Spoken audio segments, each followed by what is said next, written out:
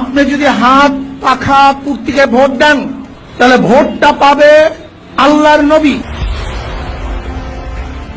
হাত পাখার বিকল্পে ভোট দেওয়া কবিরা গুনাহ, কবিরা গুনাহ। এই নৌকা নূহ নবীর নৌকা, এই নৌকায় কিন্তু মানব জাতিকে রক্ষা করেছিলেন আল্লাহ রাব্বুল আলামিন। বাংলাদেশে দাঁড়িপাল্লা মার্কা, এটা কোরআন থেকে নেওয়া।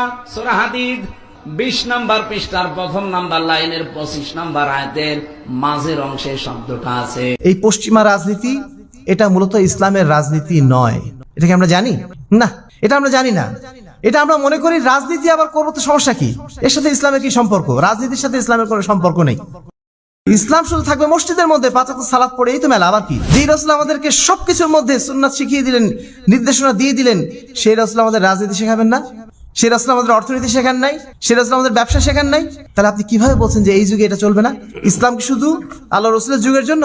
আমি রাজনীতি করবো, খুব ভালো কথা, কিন্তু রাজনীতি করবো কার তরিকায়? আগে জেনে নেবো যে আল্লাহ রসুল কি আদর্শ শিখিয়েছেন আমাকে।